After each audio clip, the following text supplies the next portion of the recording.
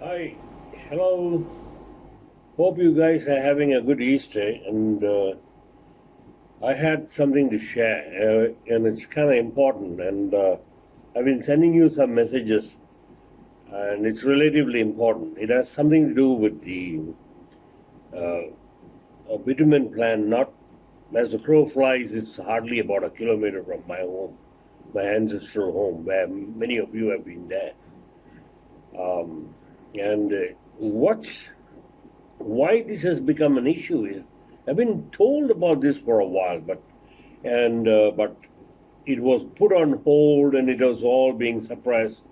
But crooks always with money always have a way to buy off politicians, and in this case, they kind of bought off the existing incumbent MLA, and I thought she was doing a okay job, and that was my general opinion.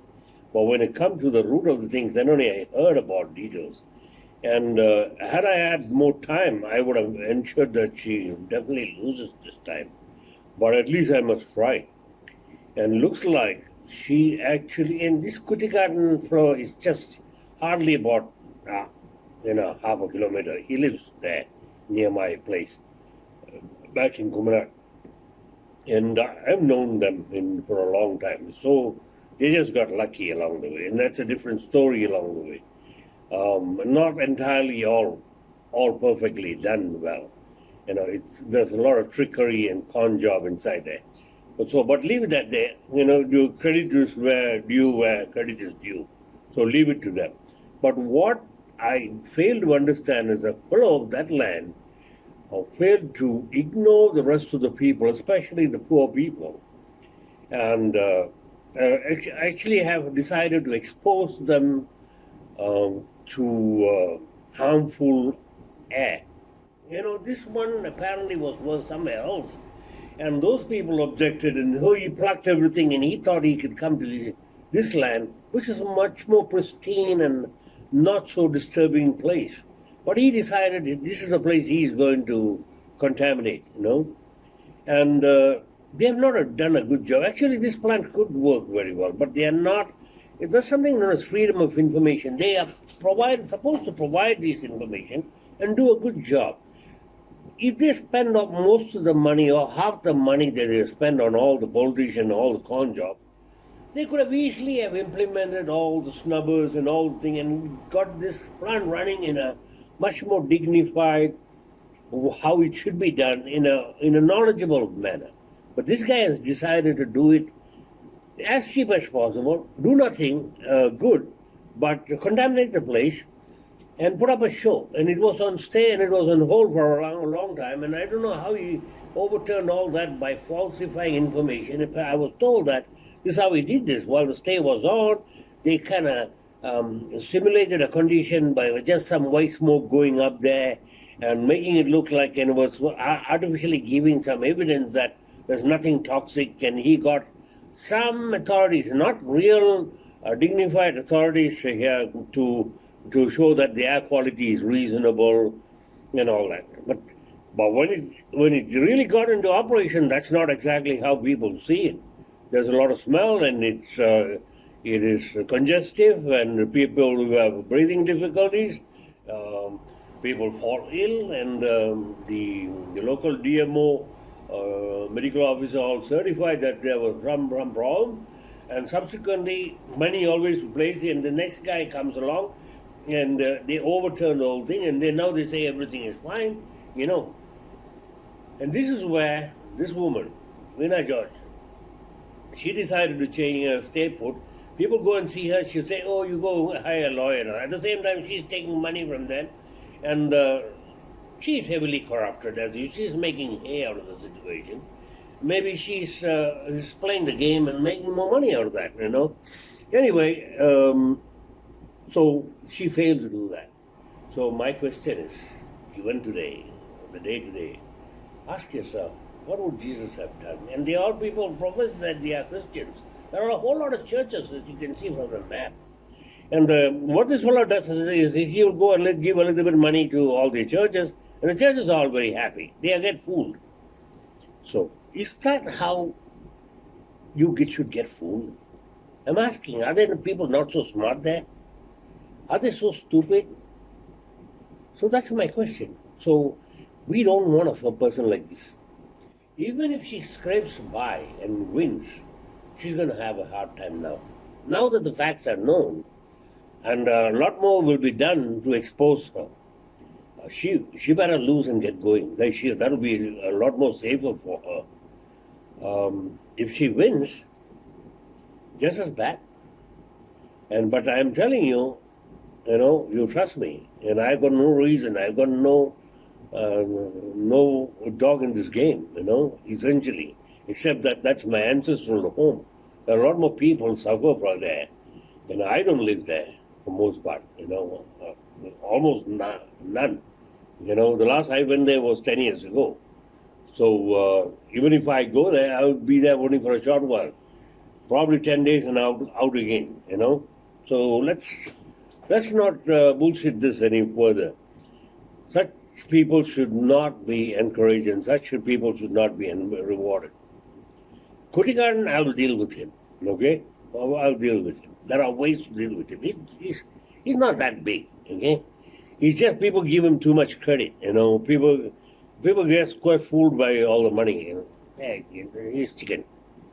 And never mind. So anyway, it is these people, all the people who help him do a con job. That's what I can't stand. And those people, the poor people, they need to be educated, but they're going to suffer the consequences. There's going to be a lot more birth defects down there in a few years' time. And probably there is already. And there's going to be a lot more cancers down there. And these monkeys are not going to be responsible. They will say they are not responsible, but they should be held responsible. That's the way it should go. My point is that clear. And if you don't understand this, please ask me. You have something that you can do within the next 2 days. After that, it's going to be a long time before you can do anything else. So let's get on with it, okay? Talk to me if you want to. You know me. എന്നാലും പിന്നെ നമുക്ക് പിന്നെ എന്തെങ്കിലും ഇവിടെ ഈ air pollution സഹിക്കാൻ മേലാഞ്ഞ് ശുദ്ധവായു കിട്ടാൻ വേണ്ടി നമുക്ക് ജീവിക്കണമല്ലോ, അതിനുവേണ്ടി നമുക്ക് ഫൈറ്റ് ചെയ്തേ പറ്റത്തുള്ളൂ. അപ്പോൾ അതുകൊണ്ട് ആ ഒരു രീതിയിലായി ഇപ്പം ഞാൻ നിൽക്കുന്നത്. ഇവിടെ എൻ്റെ ഹസ്ബൻഡ് പോലും നാട്ടുകാർക്കാർക്കും വേണ്ട, പിന്നെ നീ എന്തിനാ അതിൻ്റെ പുറകെ നടക്കുന്നതെന്ന് അങ്ങനെ പറയും. പക്ഷേ നമുക്ക് മരിക്കുന്നിടം വരെ ജീവിക്കണമല്ലോ, അതിനുവേണ്ടി നമ്മൾ ഫൈറ്റ് ചെയ്യുക. ഈ പറഞ്ഞതുപോലെ ഇതിൻ്റെ ടെക്നിക്കാലിറ്റീസ് ആണ് ഹൈക്കോർട്ട് കൺസിഡർ ചെയ്യുന്നത്. അതിനകത്ത് എല്ലാം അവർക്ക് ഫേവറായിട്ടാണ് അവർ ചെയ്തു വെക്കുന്നത്. പിന്നെ ഇവിടെ എയർ മോണിറ്ററിംഗ് സ്റ്റഡി എന്ന് പറയുന്നത് 2014 നമ്മൾ ഞാൻ പെറ്റീഷണറായിട്ട് ഹൈക്കോർട്ടിലൊരു കേസ് കൊടുത്തായിരുന്നു. അതിനകത്ത് നമുക്ക് ഇൻ്ററിം സ്റ്റേ കിട്ടിയായിരുന്നു. ഇൻ്ററിം സ്റ്റേ കിട്ടിയിട്ട് ഈ പ്ലാന്റ് തൽക്കാലത്തേക്ക് പ്രവർത്തനം നിർത്തിവെക്കണമെന്ന് പറഞ്ഞ് കോടതി ഉത്തരവിട്ടു. ആ ഉത്തരവ് വന്നതിന് ശേഷം പ്ലാന്റ് പ്രവർത്തിക്കാതിരുന്ന സമയത്ത് ഇതിന് തൊട്ടടുത്തുള്ള ആ ചെളയത്തുപാറയിലെ വീടിനടുത്ത് ചെളയത്തുപാറയൊക്കെ അതിനോട് ചേർന്ന് കിടക്കുന്ന ശ്രീകലാജയൻ എന്ന് പറയുന്നത് ചെറുതിട്ടയിലെ ശ്രീകലയുടെ വീടിൻ്റെ സമീപത്ത് കൊണ്ട് ഇവർ എയർ മോണിറ്ററിങ്ങിനായിട്ട് ഏതാണ്ടൊരു സംവിധാനം ഏതാണ്ടൊരു സംഭവം കൊണ്ട് വെച്ചു. അന്ന് ഞാനിവിടെ ഇല്ലായിരുന്നു. അപ്പോൾ അങ്ങനെ അന്നേരം ആൾക്കാർ എന്നെ വിളിച്ച് പറഞ്ഞതാണ്. അന്ന് ഞാൻ സത്യം പറഞ്ഞാൽ ഞാൻ LLM എക്സാം എഴുതുന്നുണ്ടായിരുന്നു, ഡിസ്റ്റൻറ്റ് എഡ്യൂക്കേഷൻ്റെ. അപ്പോൾ എനിക്ക് എക്സാം നടന്നുകൊണ്ടിരിക്കുക. ആ സമയത്ത് പിന്നെ ഞാൻ പരീക്ഷ എഴുതാൻ പോയേക്കുമായിരുന്നു. അപ്പം ഇവിടെ കൊണ്ട് ഏതാണ്ട് സ്റ്റഡി നടത്തി. പ്ലാന്റ് പ്രവർത്തിക്കാത്ത സമയത്ത് സ്റ്റഡി നടത്തിയിട്ട് വാതകങ്ങൾ, ഇതിൽ നിന്ന് വരുന്ന വാതകങ്ങൾ, പോയിസണസ് ആയിട്ടുള്ള വാതകങ്ങൾ നോൺ ഡിറ്റക്റ്റബിൾ ആണെന്നും പറഞ്ഞാണ് അവർ റിപ്പോർട്ട് ഹൈക്കോർട്ടിന് കൊടുത്തിട്ടാണ് ആ കേസിനകത്ത്. പിന്നെ അതിൻ്റെ കൂടെ വേറെ പാറ പൊട്ടിക്കുന്നതിൻ്റെ ഒരു കേസും ഉണ്ടായിരുന്നു. അത് ആ സമയത്താണ് ഒരാളുണ്ട് ഇവിടെ. ആ പുള്ളിക്കാരൻ ഈ കേരളത്തിൽ ഇങ്ങനെ ഇത്തരം പ്ലാന്റുകൾ പ്രവർത്തിക്കുന്നതിന് പൊല്യൂഷൻ കൺട്രോൾ ബോർഡിൻ്റെ ഗൈഡ് ലൈൻ ഇല്ല എന്ന് പറഞ്ഞ് വേറൊരു കേസ് കൊണ്ട് കൊടുത്തു. അപ്പം അതെനിക്ക് തോന്നുന്നു പ്രസാദ് ഇളക്കി വിട്ട് കൊടുപ്പിച്ചതാണെന്ന് തോന്നുന്നത്. അന്ന് ഞങ്ങൾ പോയി ഞാൻ കാല് പിടിച്ച് പറഞ്ഞ കൊടുക്കരുത്, നമ്മുടെ കേസിന് ദോഷമായിട്ട് വരുമെന്ന്. അന്ന് ഈ കേസ് നമുക്ക് നല്ല ഇതായിട്ട് വന്നപ്പോഴാണ് ഈ കേസ് ആരോ നിർബന്ധിച്ച് കൊടുപ്പിച്ചു. എന്നിട്ട് അതിനകത്ത് പൊല്യൂഷൻ കൺട്രോൾ ബോർഡിനോട് കോടതി നിർദ്ദേശിച്ചു എത്രയും പെട്ടെന്ന് ഇതിനകത്തൊരു തീരുമാനം എടുക്കണമെന്ന് പറഞ്ഞ് ഈ മറ്റേ 2 കേസും അതുമായിട്ട് കണക്റ്റഡ് ആണെന്നും പറഞ്ഞ് അങ്ങനെ അങ്ങ് മെറിറ്റിലല്ല അല്ലാതെ അങ്ങ് ഡിസ്പോസ് ആയി പോവുമായിരുന്നു. അപ്പോൾ അതിന് ശേഷം പിന്നെ ഇവരെ ഞാൻ എഗ്രീവ്ഡ് ആയിട്ടുള്ള നമ്മളെയും വിളിച്ച് കുറ്റിക്കാടിനെയും വിളിച്ച് അവരുടെ തിരുവനന്തപുരം ഓഫീസിൽ വെച്ച് ഈ പൊല്യൂഷൻ കൺട്രോൾ ബോർഡിൻ്റെ മെമ്പർ സെക്രട്ടറി ഒരു യോഗം നടത്തി. യോഗം നടത്തിയിട്ട് നമ്മുടെ 2 സൈഡും കേട്ടിട്ട് അവരതിന് ശേഷമാണ് ഈ പ്ലാന്റിന് 2012 മുതൽ, അപ്പോൾ അത് 2016ലാണ്, 2012 മുതൽ 3 വർഷത്തിൽ കൂടുതൽ വർക്ക് ഓർഡറൊക്കെ ഉണ്ടായിരുന്നു. അതുകൊണ്ട് ഇത് പെർമനൻറ്റ് നേച്ചറാണെന്നും പറഞ്ഞ് ഈ പ്ലാന്റിന് പെർമനൻറ്റ് നേച്ചർ എന്നുള്ളൊരു സ്റ്റാറ്റസ് അവർ കൊടുത്തു. അപ്പോൾ അത് പിന്നെ ഇയാൾക്ക് ബലമായി. അപ്പം ഞങ്ങൾ അത് ചാലഞ്ച് ചെയ്ത് എന്നിട്ട് അതിനകത്ത് പെർമനൻറ്റ് നേച്ചർ കൊടുക്കുന്നതിന് മുമ്പ് അവരൊരു കണ്ടീഷൻ വെച്ചു.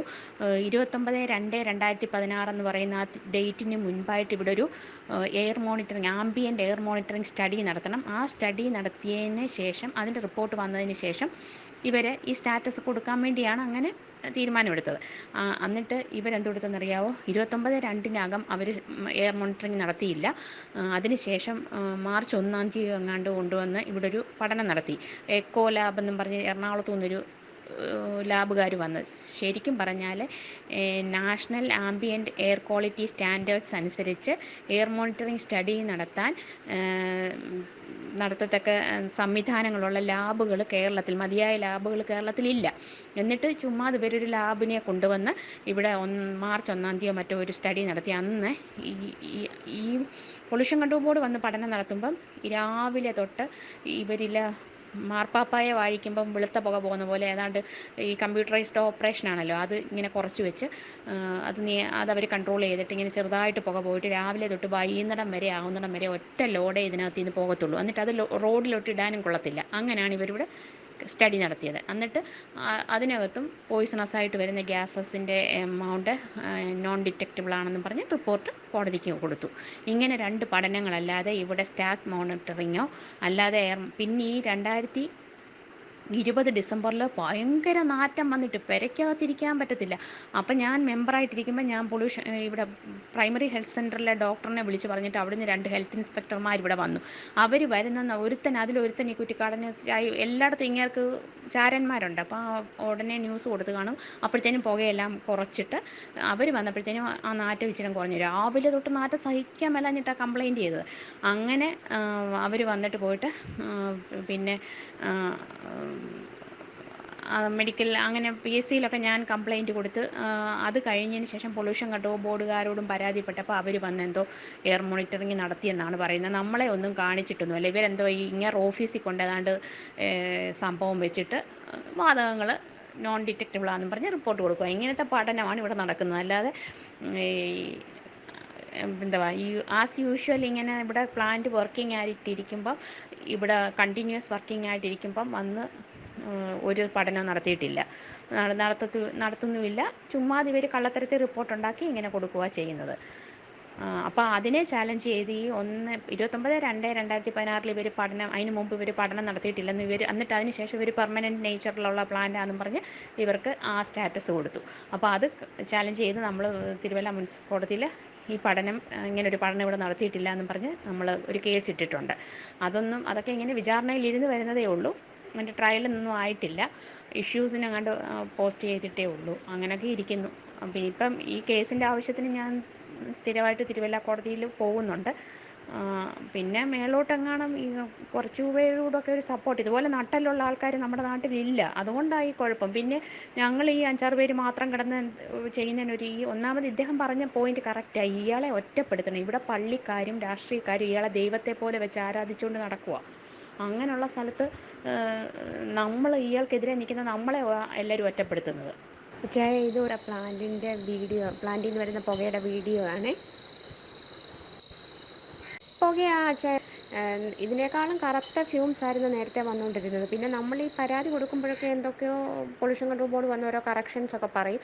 അങ്ങനെ ഏകദേശം നമ്മൾ വീഡിയോ എടുത്തപ്പോൾ ഈ രീതിയിലാണ് കിട്ടിയത്. പിന്നെ എപ്പോഴും വീഡിയോ എടുക്കാനുള്ള സംവിധാനമൊന്നും എല്ലാവരും അടുത്തൊന്നും കാണത്തില്ലല്ലോ. അതുകൊണ്ട്